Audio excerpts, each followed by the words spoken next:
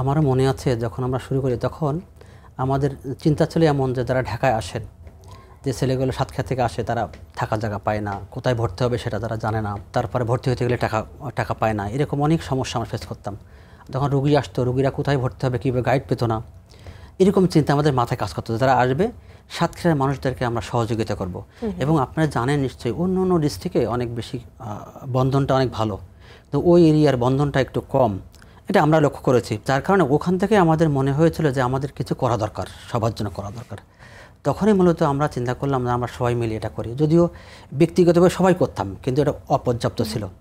তারপরে মূলত এইসব সবাইকে সহযোগিতা করা, অর্থাৎ সাতক্ষীরায় মানুষদেরকে, ছেলেদেরকে অগ্রসর আগায় নেওয়া, এই উদ্দেশ্যে মূলত এটা শুরু হয়েছিল আমাদের কার্যক্রম। মানে এমন কোনো মাস নাই, সপ্তাহ নাই আমাদের কাজের বাইরে ছিলাম না আমরা। এটা সবচেয়ে ভালো বিষয়।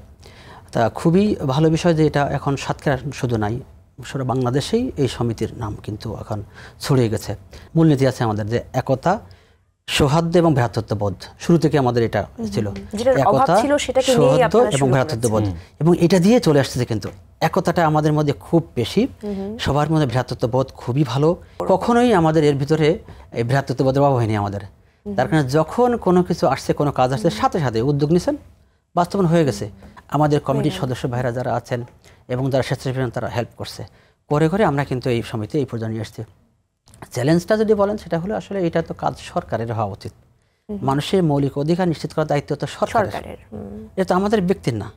তা যেটা হলো, এই আমরা যখন লক্ষ্য করেছি যে সরকার আসলে সব সাইডে করতে পারে না, যার কারণে স্বেচ্ছাসেবী সংগঠনের কাজ করে।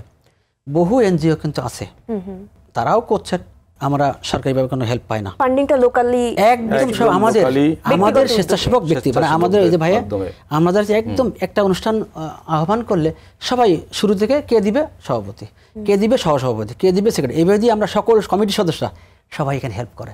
যার এটা খুবই ভালো লাগার বিষয়, কেউ এখানে থেকে হেল্প থেকে অংশগ্রহণ আছে। 10 মিলে 20 কাজ।